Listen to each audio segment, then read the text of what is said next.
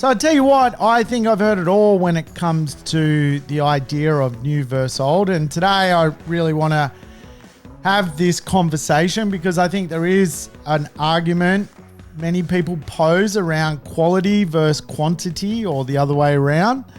I certainly know that sometimes our beliefs shape our portfolio.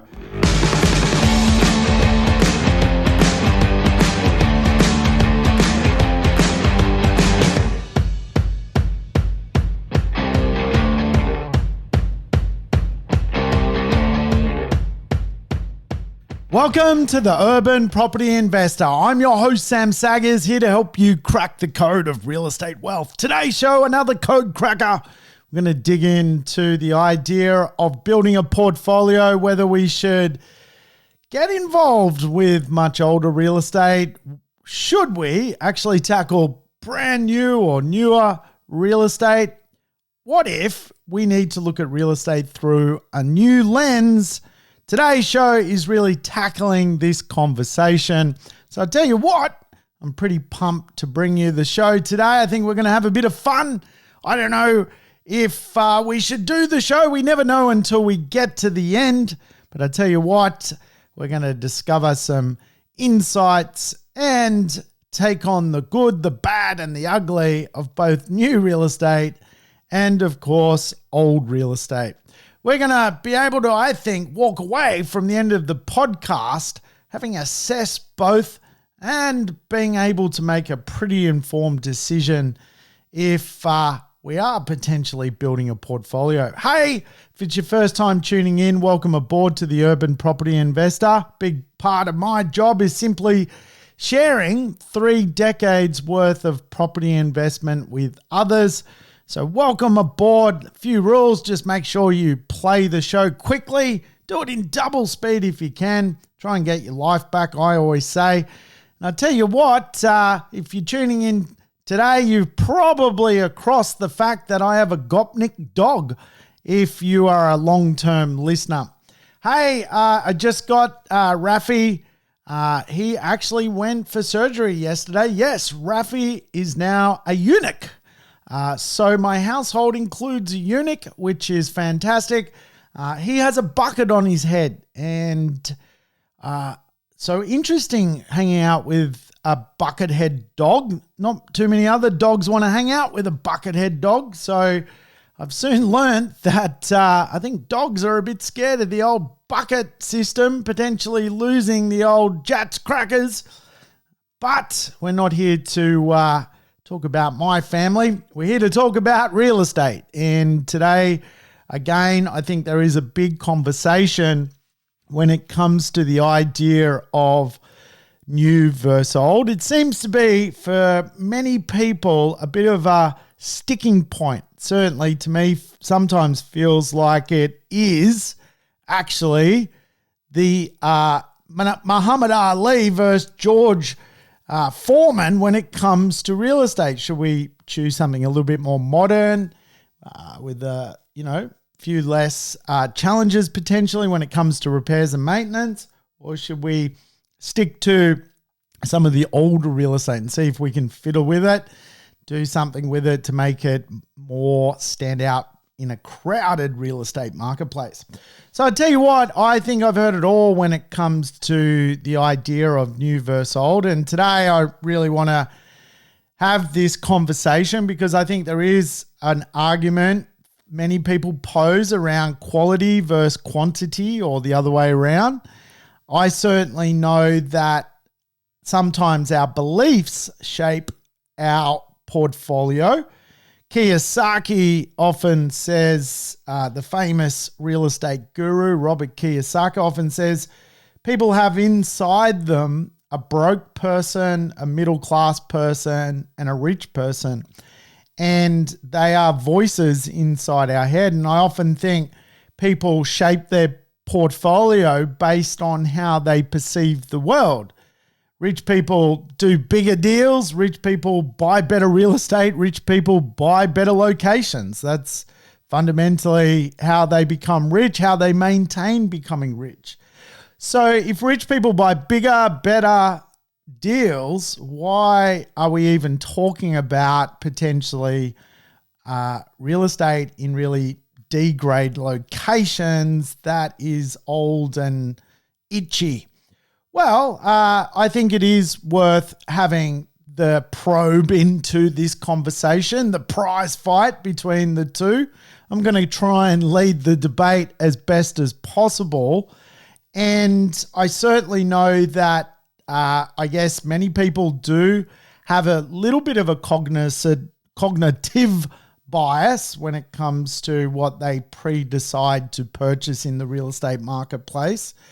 And without question, I think a lot of that bias is quite often just, again, probably the mindset Kiyosaki talks about.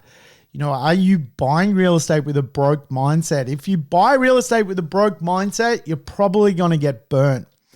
And that's just the way real estate is. Bigger deals often perform better. If you look at the capital growth in the market at the moment, it's typically the more expensive end of the market is growing the fastest. I mean, I was just looking in the suburb of Canterbury, Melbourne. I think real estate in that suburb, which is, you know, a top 5 Melbourne suburb, has risen close to $1 million in the last 12 months. Bigger deals, more expensive results.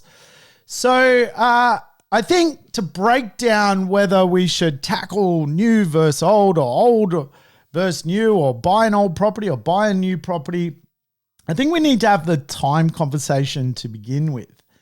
I think it is certainly a good conversation to start the debate. You know, it is not, I guess, 1980 right now, and things have certainly changed. I think we are living in a decade of disruption. So to build a portfolio, we need to understand our market landscape. And probably one of the greatest business books ever written is The Art of War. In The Art of War, really one of the big lessons in that masterpiece, which has lasted centuries, is you need to know your terrain. And I think the conversation around what we should buy when it comes to asset allocation, or the dwelling we should pick up, needs to understand the terrain we're currently living in. We are living in a period of time with an aging population. People are growing older, and as such, what they see as comfortable is very different to potentially what uni students see as comfortable. We are living in an age of automation, certainly an age of a digital revolution. Big data, machines, machine learning is a real thing. We are obviously living in a period of pandemics, aren't we? Certainly, I think coronavirus is not going away anytime soon. I don't know when I'm going to catch it, but hopefully Pfizer defends me. We are certainly living in a period where spatial transformation is a real thing, and I've done a podcast on what spatial transformation is and why it is important science for property investors to consider. Obviously, there is a huge wage of wealth at the top of the real estate market. It is trapped with baby boomers. Their ability to buy and really shape the future of the real estate market is something that we need to comprehend because they are fundamentally an all-cash marketplace. What they like is going to influence real estate. And I think it's fair to say, you know, we live in a smarter world. You know, in 1960, 40% of human beings on planet Earth basically could read. Today, 85% of people have the capacity to learn through books and knowledge and the internet and can read. We have doubled our literacy rate. And as such, human beings are becoming smarter. And as human beings become smarter, I think real estate and what is important to people is certainly morphing. Then you've got the concept of inequality. As we know, inequality is probably one of the biggest mega trends anywhere in the world at the moment. And as such, the rental market will certainly be changed by government influence. Probably in about a decade, we'll see more of the concept of build to rent and more of the dynamic that as a property investor, we're going to be competing with our own government to rent properties. We're going to be competing with multinational companies to rent property. Now, as crazy as it sounds, major companies today are a huge monopoly. What's stopping, for example, Apple having Apple homes? Really, the future of real estate is going to absolutely be very different. Now, I like to study the business market to see how it interfaces with the real estate market. I think you can learn a lot as to what the future level of demand is going to be, particularly from the business market. You just have to look at the top 10 companies in the world, the largest companies in the Fortune 500 series. You'll notice they're all fundamentally tech companies, or pass themselves off as a consumer company, but fundamentally are tech. Let's look at the names: Apple, Microsoft, Amazon, Alphabet, Facebook, Tencent, Tesla, Alibaba. I mean, these are all companies which are reshaping how society works and have a massive influence on really how people actually will live. I mean, when you look at companies like Amazon and Alibaba, I mean, I would probably digitally shop 2 or 3 times a day using their services, or, you know, I love a bit of Kogan, I'll be honest with you. I'm a Kogan man. Feel like Kogan's coming to my house every day. But the point of the conversation is it is not 1980. If you look at the companies that ruled the world in the 80s, we're talking about car companies, petrol companies. Basically, you had companies like Exxon, General Motors, Mobil, Ford, Chevron, Gulf Oil. These companies basically had an influence on, again, the type of work being done in society, and of course, the types of properties which were created in a different era. And, let's face it, I think we have to buy real estate for the future, because we obviously spending money that we earn today to create a brighter future for ourselves. And we do that through the idea that, whatever we invest today is going to be worth more into the future. So should we not be designing a real estate portfolio that is closer linked to what the future actually looks like? I mean, major real estate companies at a global level, like Savills and CBRE and so forth, often report that the marketplace is morphing so much that potentially even the way real estate is valued into the future will change. If a residential property has mixed use potential, should it not be worth more than a property that doesn't? Mixed use, for example, is a property that can yield higher using things like Airbnb, contemporary mixed use.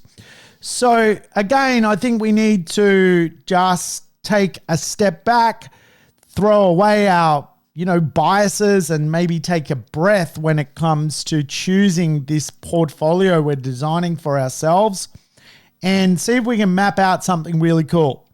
Oh my God, the Gospodar is back. It's official. He's out mowing the lawn. It's the middle of winter. Grass is it's thin. It does not need mowing. The Gospodar has returned. He is my nemesis. He is literally out the front of his house now mowing the lawn in the middle of winter. What is the point of that? Let the grass live. So, look, I don't know. I don't know if this podcast could end pretty quickly because this Gospodar gets under my skin. I've lost my train of thought. Where are we? I think the first conversation we need to have is what era we live in, right? The art of war, know your terrain. Now we've had, I guess, that kind of conversation. I think we need to have the real estate culture conversation. Now in business, there is a saying, culture eats strategy for breakfast. And anyone who's run a business, I've run multiple businesses for 2 decades now. And I can tell you, you want really good culture before you want strategy. You want the right people on the bus, not the wrong people, because it can get quite toxic at times. When you do have the right culture and the right values and know where you're going with a purpose and a mission, you certainly absolutely have the right space as a business person. However, in real estate, in the business of property investment, I think the culture of property investment needs an overhaul, because it is just too easy to become clickbait. It's too easy to put your Robert Kiyosaki poor hat on today in the real estate marketplace, or your middle class hat on and go, well, I'm going to invest just based on my paycheck, and my paycheck says to me, you know, I need to just buy something cheap and cheerful and affordable. Doesn't really work like that. There's not a wealth creation dynamic. And I think really, even though in business, culture eats strategy for breakfast, in real estate, I think strategy is probably the key part. And putting aside former cultures in the real estate community is a big part of the conversation when it comes to building wealth, building a strategy, and knowing what type of assets to choose. So when it comes to building a strategy, I think the first place to start is your time frame. Knowing your time frame is going to be critical to the type of assets you should buy.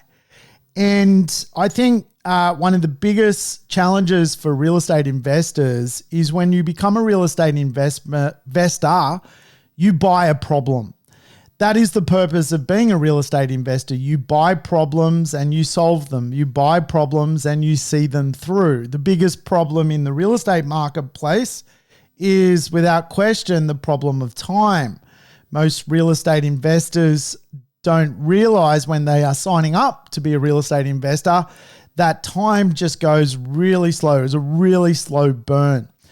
And I think when we understand that if we are on a slow burn to wealth creation, we really need to factor in what is happening at the point of time where our retirement is, and probably value that more so than potentially where we are today. And to put it in a little bit of formula context, I always put down in real estate, a trader, someone buying and selling and flipping, does that generally in a 12 to 24 month period. Obviously, the risk profile of that is completely different to buy and hold. Today, to have the new versus old conversation is a buy and hold conversation. And so we're not trading. Now, certainly I teach people how to trade real estate. I show people how to I trade real estate myself. I do that through small scale development. I teach the property trifecta. The first part of the puzzle, build your buy and hold backbone. Your backbone is your wealth. Your backbone is 3, 4, 5 properties. I teach the 5 cities, 5 properties plan. The second part of the trifecta is your dividend assets or cash flow properties. This can be businesses, shares, but also positive cash flow real estate. The third part of the puzzle is chunks of wealth through basically equity arbitrage, which is just simply taking equity, which you can borrow at 3% from the bank, and working it over a 24-month period to try and get a 15 or 20% return on that money. Cash flow, chunks of cash flow. So trading is great, but it is not designed for a buy and hold property. It is designed for property investment, which you can find a higher and better use of. For example, I just did a deal. My clients, we joint ventured together. We did 29 blocks of land in Brisbane. We basically found a block of land, carved it up into 29 blocks, and families are now basically building houses on those properties. That is trading. But now we're going to talk about the idea of the buy and hold, right? And certainly I think you should call yourself a speculator. If you buy real estate, hold it for anywhere up to 6 years. If you buy, hold and sell within 6 years, you are just basically speculating. That is not considered long-term. That is not a retirement strategy. That is usually a diagnosis of something in your life not working. Shorter term investing is really sort of 7 to 12 years. Anything under sort of 13 years is considered pretty short because you're not giving enough time for yourself to do a property cycle. Medium term investing is really that sort of 13 to 20 years. You guarantee yourself either a 13 or 18 year property cycle, which is pretty typical in the marketplace. And long-term investing is really that 20 to 30 year kind of space.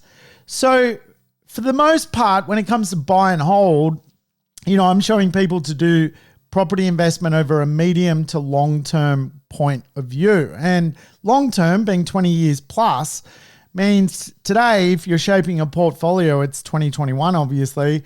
2041 is when we need to exit that strategy. That is the long-term game. And quite often, I think one of the opportunities for property investors is to design a strategy which basically allows you to buy a few properties, hold them, sell down some to pay off others. And it's very common, for example, for property investors to try and work out how to acquire through acquisition for assets, hold them a long time, hold them 20 years, long term, not short term. It won't work if you're aiming for 6 years. This plan ain't going to work. You need to remember that even in the art of war, you've got to know your strategy, right? If you do not have a strategy, you won't know what assets to buy and allocate to yourself. So I'm obviously trying to advocate here long-term investment because it really is the cornerstone of real estate. Real estate's gone through eras. It transforms as time goes on. So it's very common for people to sort of go into this process of buy 4, keep 2, sell 2 to pay off the 2 that you're keeping. Now, if you don't factor in what people want into the future and you don't really also comprehend that you're going on a journey, a 20-year journey, how that 20-year journey will be is very tied to the assets you choose. You're probably going to get burnt by the real estate marketplace. And again, the real estate marketplace will absolutely burn you if you get off the roller coaster halfway through.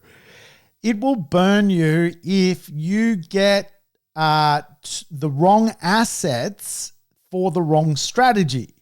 Now, if you're going to, buy and flip, obviously the new real estate marketplace is not really designed for that. You're probably better to go and find an old shitter and try and add some value, find a problem, solve the problem, and sell the problem. I certainly don't see the need to go and do that when you can do bigger deals. Rich people do bigger deals. Kiyosaki says we've all got a poor person in us, a middle-class person in us, and a rich person in us. Today, plenty of people I know are doing the big deals because the big deals just carry more profit, and you can do it from an armchair point of view when it comes to trading. So designing a portfolio is as much about knowing your terrain. Your terrain, of course, is you're not living in 1980. Knowing your strategy, which today is, various different strategies. The strategy which I most commonly see real estate investors apply is the strategy of basically a hot rock strategy. buy 4 properties, they become hot rocks. If they get too hot, you basically don't get a result from the real estate market. You get burnt. And there is a few reasons why rocks get hot in the real estate marketplace. So we're going to talk about the benefits and the pitfalls of certainly the idea of both new and old. Not all new is good. Not all old is bad. Not all old is good. I think you get the picture. So I think we've got to design this portfolio for the strategy we're applying, right? And certainly for me, if you're going to build a property portfolio that you need to sell some in 2041, you obviously want a mission fit piece of real estate to be sold in 2041. You want a good city, you want a good suburb that people want to live in. You want a very good piece of real estate that is likable at that point in time. So I think we're at this sort of point where we need to really shape a portfolio which mirrors some of what is occurring in society. And I always try and shape a portfolio for what is known as the affordable and livable supply and demand gap.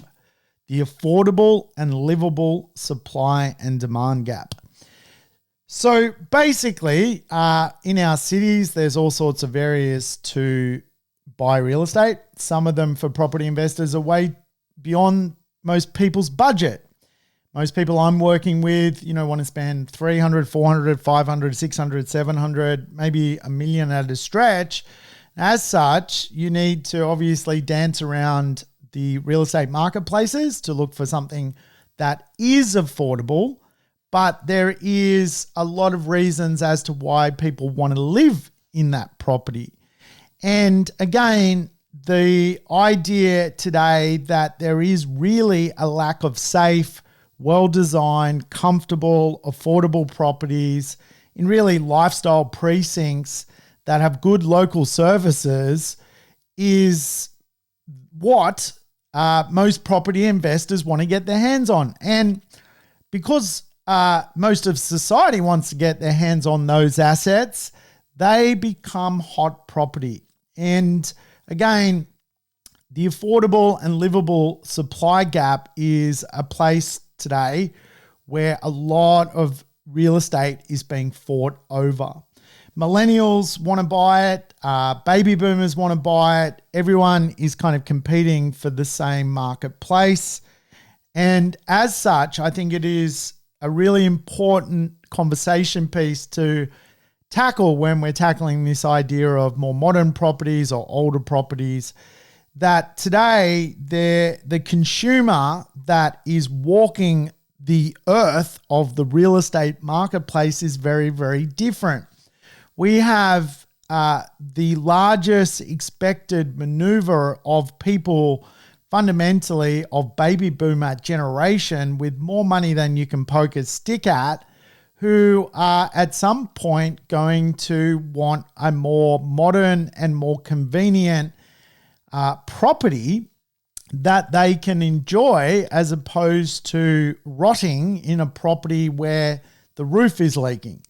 And as they don't have a problem with money and they bought real estate for a can of Coke in basically 1971, they are sitting on gazillions and millions of dollars for the most part. And as such, they really are looking for what is known as the 3 C's: comfort, convenience, and community. That is really what the downsizer is looking for. And the millennial is also now in a situation where, because they come from a different era and real estate marketplaces are so expensive, they have to basically play the game of price. And so they are a price sensitive marketplace. So for the most part, for a millennial, if they can choose a good location, a good quality property, a comfortable property, and maybe it's just a bit smaller as a house, they're pretty comfortable with that because, again, it gets them into the marketplace as opposed to some of the baby boomer assets, which are, basically, way too expensive for someone starting out in the real estate community. So we know that this kind of spatial transformation is occurring, and we know the customers in the market at the moment are all looking for modern facilities and amenities. Now, in real estate, there is no such thing as downgrading. There is downsizing, there is upgrading, but there is no such thing as downgrading. People fundamentally are looking for this upward experience when it comes to livability in the real estate marketplace. And as such, right now, inside of the real estate market, we are seeing really a transformation of all sorts of stuff. We are certainly seeing that today a lot of people can't actually upgrade because there is nowhere to go. They have already upgraded, and now the only place to upgrade is the actually dwelling type from basically a much older property to a more modern property. And so we're seeing this a lot, particularly in inner and middle suburban areas, where today the person that lives there has already lived the upgrade experience, and they are now looking to transform from their older home to a more modern type of dwelling, and that is the upgrade. The upgrade is actually a quality upgrade, a dwelling upgrade, not just a location upgrade. And for that, it is certainly an interesting factor shaping property outcomes today. And certainly, I think we are starting to see factors which are driving aspiration, and we're seeing it through this life stage effect. Right now, hot property is quality real estate in community areas that are very livable, that have great local amenities, or the property itself has great local amenities, and comfort and lifestyle is something everyone is looking for. So the battleground for real estate is in the gap, which I refer to as the affordability yet livable real estate market. And again, if we look at marketplaces where people can fundamentally get to, which are still affordable, and there is a really good living experience there, they are being sold and people love them to buy real estate in right now, left, right, and center. And as such, you're really experiencing this concept, which I love teaching for property investors. Property investors quite often are looking for something affordable. If you're looking for something affordable, that's fine, because that is the point of being a property investor. You buy something affordable, you buy the problem of affordability, you see the problem through over a period of time, and that affordable piece of real estate becomes something. And I always teach the affordable yet livable gap of supply and high demand is how you take an affordable property that then becomes aspirational. And again, this is how you build wealth in real estate. You buy something affordable, that area and that dwelling will become aspirational into the future. And again, if you think about what is shaping property outcomes at the moment, it is certainly the idea that we have a millennial marketplace which is pouring into the real estate market to buy real estate, but their budget is not a big one. So for them, quality is an opportunity for them to buy. Certainly when it comes to downsizers have more money than they can poke a stick at. They will not downgrade. They will find real estate which they can enjoy. And this is, again, I think what we're starting to see when it comes to what people want in the real estate marketplace. Certainly in the real estate suburbs I tend to hang out in, this is the effect which is unfolding.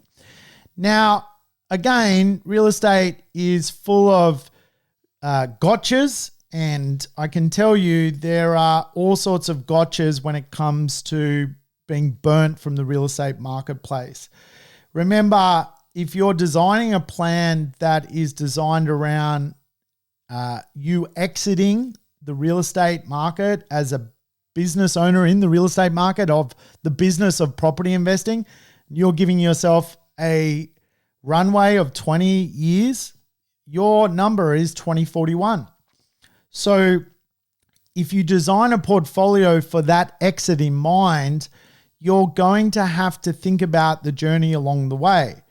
And what that journey looks like is usually a good location, an affordable property, good numbers, an ability to cash flow the property, the comprehension that you know what your exit strategy actually is, the comprehension that you know you're buying a problem, which is the problem of time, and that you're willing to see it through.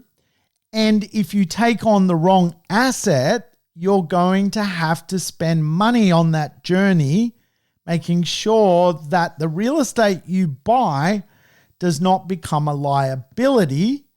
And as such, if it did become a liability, that you're not lumbered with tenants being mauled by inequality. And inequality obviously is a huge, huge conversation today in Australia. Obviously, when it comes to the affordable and livable supply gap, short term, we need to just look into things like future lead time for more stock, lead time and speed that real estate can be built, and obviously the existing availability of real estate.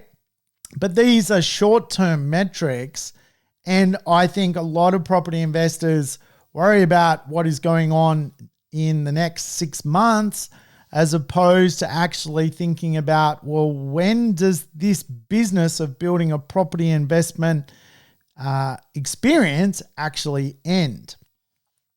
So now we understand the conversation and the context of new properties and old properties and how they have to interface with real estate.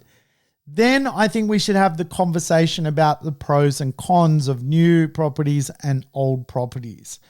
We absolutely cannot have that conversation unless we absolutely tackle the art of war, which is, know your strategy, know your terrain, right? And know your enemy. And if you don't know those three, then you're going to struggle.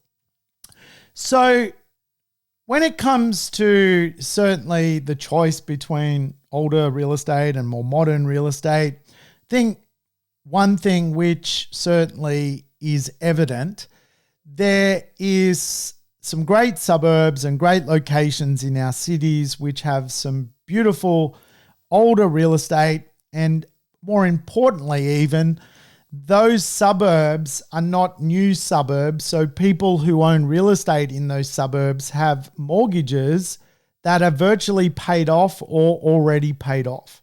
And real estate investors that maybe perhaps own real estate there may have bought there previously, already made capital growth. So the likelihood of them selling and paying capital gains tax is pretty limited. For this reason, I really love, those typical inner, middle, early outer established areas which are not too far from the city at all, when it comes to real estate, because they are what I would call a low debt market with less volatility. Now, we live in a decade of disruption, so it makes sense to me to buy in a low volatility marketplace, as you never know what's around the corner at the moment. And so a defense strategy for me is absolutely thinking about where older properties typically are, or nearby, or those more central locations, those areas just not too far away from major infrastructure. For me, I do a lot of work inside of cities. So, 20Ks, 10Ks, 5Ks, those type of areas tend to be pretty good. I personally, don't particularly like going to speculative new suburbs that have never really existed before on the peripheral of our cities, and, starting to buy real estate. I think, for the most part, they are all new mortgages starting on the same day. And also, certainly some pockets of our cities, certainly some of the newer properties, particularly around certainly beta city centers in our CBDs make no sense to me. You can go and buy new apartments around Parramatta, and it's like, well, what's the point of that kind of process, right? And you think, well, I get it if it's alpha, if it's, right on the doorstep of Melbourne or Sydney or Brisbane when it comes to some newer assets, but I just don't get it in the, Liverpool CBD. I mean, why? What is the advantage of buying real estate that way? So some of these newer zones, suck basically. And as such, again, I'm a bigger fan if you can buy a newer property, a newer dwelling, an apartment, townhouse, newer house in, some of these more established middles areas, not too far away from everything. And they're not fundamentally some sort of, tower, 40 kilometers from the CBD, then they're worth a second look at. And we'll analyze some of the advantages and drawbacks of both the new real estate market and the old real estate market. Certainly the advantages, I think, of the older real estate marketplace is character properties. There's some beautiful, stunning character homes around, but let's face it, the horse is bolted on those when it comes to real estate investment, unless you're willing to maybe drop 1.7, 1.8 in most major cities. Those character properties are pretty much gone. And of course, if you did, then you've got to pay land tax and all sorts of things. The advantage of old is established suburbs. I love, some of the, again, central locations that you can buy in real estate today at a fairly affordable rate. Definitely some of the advantages of old is some of these larger, character homes are pretty big. There's some pretty grand homes out there. And certainly, again, when it comes to the capital growth figures, they do really, really well. They will get the best growth because they're kind of what the rich people absolutely want. However, larger homes in, Lake Weirdo certainly doesn't make a lot of sense to me, right? The older properties in these expensive character areas can be, a little bit expensive. And I guess there is no real higher and better use for them. They need to maintain their sort of look and feel when it comes to their character zoning. So there are some drawbacks, and certainly I think the drawbacks in the established marketplace, the secondhand marketplace, is there's lots of real estate which has absolutely no character. It wasn't a cool little terrace that was designed, in 1900. It's not a Federation home. It's not architecturally interesting. There's still today, bucket loads of, basically, almost like asbestos homes. There's bucket loads of weird old brick veneer places. There's bucket loads of walk-up apartments that, are basically just horrible, right? And again, when you look at the era we're living in, and the companies that rule the world, and knowing your market, knowing your terrain, knowing your enemy, it's very hard to justify saying, well, that's my 2041 financial plan. It doesn't necessarily make sense to me. I absolutely get the feature homes that are more expensive, but I do not absolutely think that you're going to certainly create a wealth transfer of people downgrading to that real estate from a higher social status. And obviously some of the drawbacks from some of the more older properties is the ongoing maintenance and the fact that many of the properties today in society are obsolete. They're going through what is known as functional obsolescence. Now, functional obsolescence is the idea that today, a 1970s home was built with, 3 bedrooms, 1 bathroom. Today, a family wants 4 bedrooms, 2 bathrooms. And again, that functionally obsolete home, maybe the best use of it today is actually knocking it over. And I think unless real estate investors factor in functional obsolescence into their decision-making about their strategy, they're doing themselves a disservice. They've just put on, in my view, the Robert Kiyosaki's poor person's mindset. And again, Robert Kiyosaki says there's 3 mindsets people have. All of us, me, you, everyone.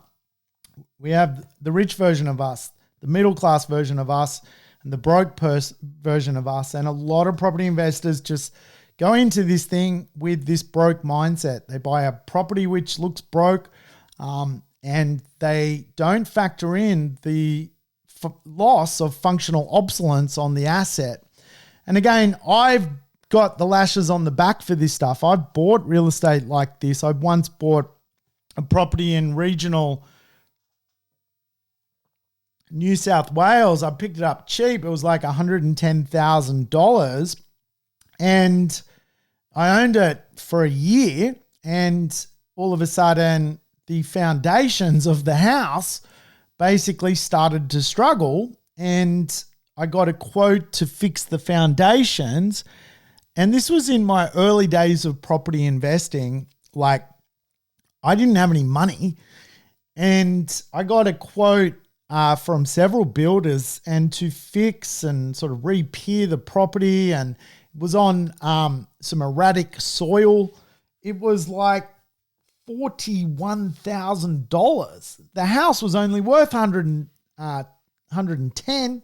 So I was faced with almost a ridiculous situation, and the only way for me to solve that was to liquidate the property and walk away with a loss, and someone else came in and took the asset off me. They fortunately didn't do a building and pest inspection, and I got away with a sneaky bob. But if you don't sort of tackle this stuff at the beginning, you're going to end up getting burnt. And again, real estate is a game of time if you're doing a buy and hold strategy. And if you're going to do 20 years with a functionally obsolete asset, you're going to struggle. And the big costs really are things like roofing, foundations, plumbing and wiring, really antiquated layouts, antiquated features inside the property, poor drainage, poor, things like waterproofing, old windows. Again, the modern market we live in, where tech companies ruled the world and millennials are basically living on Instagram, showing, their life to people and living in this kind of logic that there's a lot of reflection on them as to what they own and what they wear and what they buy. And then you've got the the baby boomers rather, who basically have all the money in the world. No one's buying this stuff. And that's where I often see ads today on the real estate market. And I see a lot of buyer's agents even, sending emails out and stuff. Just helped a client, get a 6% return, spending, $207,000. And you're like, holy shit, man, what did these guys just buy? And then you look at it and you look at the ads and you can see what's going on. I mean, Brisbane is booming right now. Just won the Olympic Games, and there's ads on the realestate.com that basically are saying things like investors' vivid dream.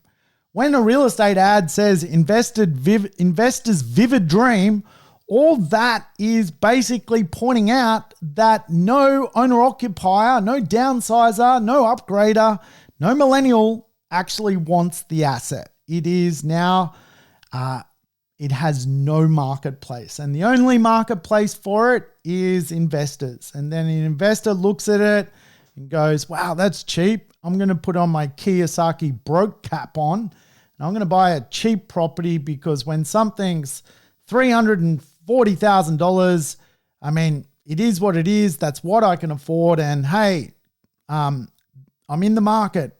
Woohoo! So I know this stuff probably going to rattle some people because, again, the bias potentially around this stuff can be pretty hectic, right? A lot of people, again, the culture inside the real estate marketplace has edified this stuff for quite a long time. It's edified it certainly stemming back to probably the year, 2010. And then I think we entered a different era. And I certainly worked on some of this stuff in past eras. But they were past eras. And I've been doing this for 3 decades. And I certainly now can see that these are functionally obsolete properties that there is no real market for other than broke people. Some of again, Brisbane is booming and real estate agents are having to go to certain locations with certain dwelling types that are past their use by date and labeling the ad investors' vivid dream or submit offers or all offers will be considered. And this is where, again, some buyers agents are doing work on this stuff because it's so easy to get and there is no market for it, but there's a report created and it's given to you and then all of a sudden you're buying it. I would be very, very, very wary of some of this stuff. There is some real drawbacks to it. Certainly in the new property marketplace, and we're going to talk about new now, obviously the advantages to that is less maintenance, modern functionality, energy, smart integration, no capital costs. You do not need to factor in $100,000 to get to 2041 to or retrofit your asset. There is some really good designs in the new real estate market. There are smart homes. Some real estate is being future-proofed as well for things like electric car charging. We know today 1 out of every 5 cars coming off the German production line is electric. We know Great Britain just banned petrol cars. There will not be a petrol car in the United Kingdom from 2031. So again, there are some benefits to newer or more modern properties. Some of the drawbacks though can be they can be a bit smaller. They can be in these new weird places that have never really existed before, where people have never had mortgages before. And of course, again, many unskilled investors can pay way too much for new real estate. So there are some drawbacks, and I think we need to understand there is a 2-tiered market in the more modern real estate arena. There is quality new construction, and then there is low quality new construction. What I would avoid with droves on is low quality new construction in areas that basically economically are starting out as, places for people to live. They're usually found, just to give you a clue, 50, 60 kilometers from the CBD center. They're not part of the urban inner, middle, or those new flourishing early outer precincts of our cities. So low quality new construction, not a fan of it. It is certainly something where you can run into a lot of pitfalls with it. It can be functionally obsolete very, very quickly. And I've seen that happen before, where real estate today is 5 years old and you drive past it and you're like, is that a modern building that looks 50 years old? I'm from Sydney, and whenever you drive around Sydney, you see bucket loads of this shit. It is everywhere. It's like the building standards in Sydney are so horrendous that really the new builds in Sydney are very, very, very scary. In fact, there is a commissioner in Sydney now designed to rank developers on providing quality new construction or low quality new construction. It's some really good news for consumers, because it's very hard for people to understand the difference. And unless you've been doing this a very long time, rather like me, you probably at a glance would not understand the difference. So the cool thing is, certainly for the quality new construction real estate, there is a massive market for it, They are called, every single baby boomer going around is looking for a more comfortable dynamic for themselves. And this is, again, what links back to what I was talking about. If we can find an affordable yet livable option, we have basically found something to match the supply gap. That is the supply gap. Now, sometimes we talk about supply in such a broad context. We say, well, Brisbane's going to get, I don't know, I'm just making it up. Brisbane's going to get 40,000 apartments. Okay, well, which ones are going to the affordable yet livable area, which is the supply gap? And as such, you'll find quite often there is none. And anything that is more modern going to those marketplaces is hot property. And the simple reason is, when people can't upgrade, they upgrade to comfort. And we're now in that space. Now, certainly when it comes to new real estate, obviously there are some tax benefits to it. If you buy brand new, just so everyone knows, you get full depreciation, both building and chattels. Chattels are things like your carpets, your kitchens, your tiles. The building is obviously the building, and that is just the way it works. And again, sometimes I think there is this kind of broke mindset around depreciation, which makes no sense to me. Depreciation allows you to get cash flow. A lot of people who are depreciators absolutely claim their tax back through depreciation weekly, fortnightly, and monthly. And they use that cash flow straight away to buy more things. And that is what is known as a tax variation. So again, a lot of people don't understand some of the benefits of high quality new construct.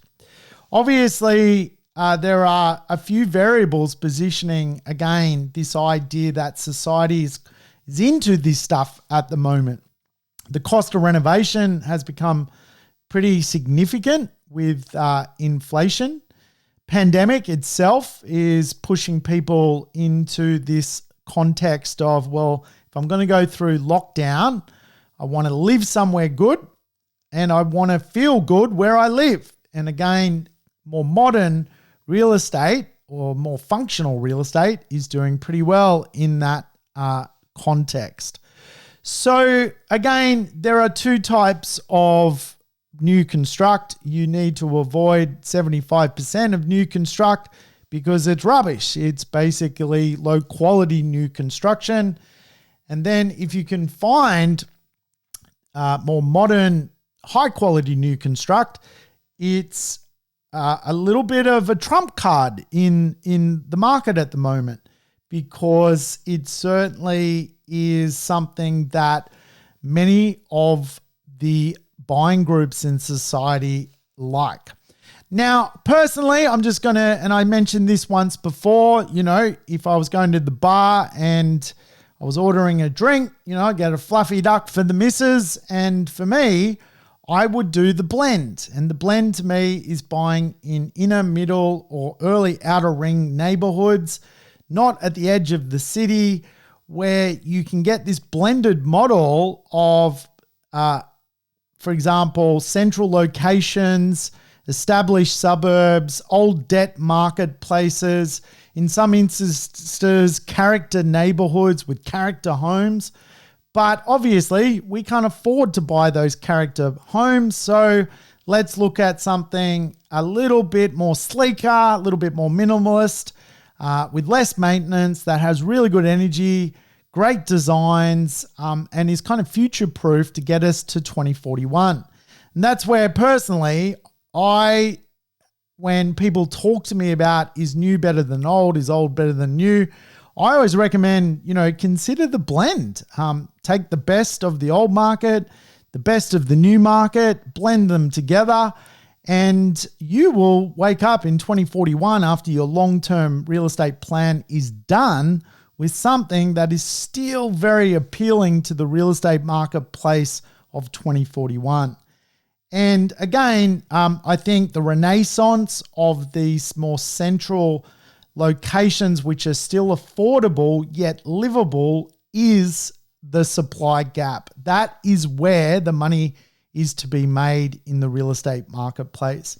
And certainly when I find deals in those marketplaces, I can I find the quality new construct, the rental returns are fantastic. Now, I look after, through property management, around 1,100 investors' assets. I take it very, very seriously. And what I can tell you is the functionally obsolete real estate sometimes on paper looks more impressive as a gross return, but the maintenance and ongoing capital injection to prop up those assets, which you do not see on realestate.com, is almost like neutralizing and making those assets negatively geared in the lowest rate cash marketplace in Australia. And again, some of the brand new low quality construction real estate doesn't yield that well. However, some of the flight to quality real estate that is constructed, that is high quality, gets incredible rents, and a very sophisticated tenant, and no ongoing maintenance costs. And again, I guess it's just the age-old argument. You've probably got to think sometimes with real estate, do I put on my rich hat, as Kiyosaki says, and is it actually better to buy something that's going to last longer, that is of better build standard, that is of better quality, to get me to the end game? Or do I put my broke hat on, or do I put my middle class hat on, which is like, middle class hat is, where's my pay packet? I need my pay packet. Without my pay packet, I don't feel safe. And again, a lot of property investors make decisions about real estate with this kind of like battler's mindset. And, even if the real estate market makes them $60,000, $70,000, $80,000 over the period of a short period of ownership, it's just not impressive enough to sometimes carry you all the way to 2041. And I've seen many property investments that are sort of this kind of dysfunctional real estate, sort of almost like people buy them out well because no one else wants to buy them, so they always get a bit of a discount. But then that's where it ends, and there is no further movement on the asset other than the fact that the other person didn't want it and was willing to give it away to you because no one else would actually take the asset further.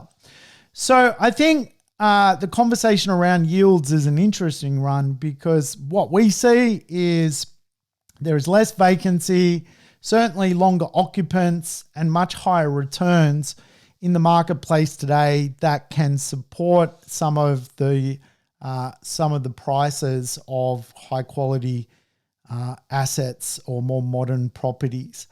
And again, I think we just need to, take a deep breath, understand, do we know our terrain? Our terrain today is very, very different to the terrain when a home was built in 1985. Do we know our strategy? Are we actually doing a buy and hold long-term strategy? If you are, then mirror what that long-term strategy actually is.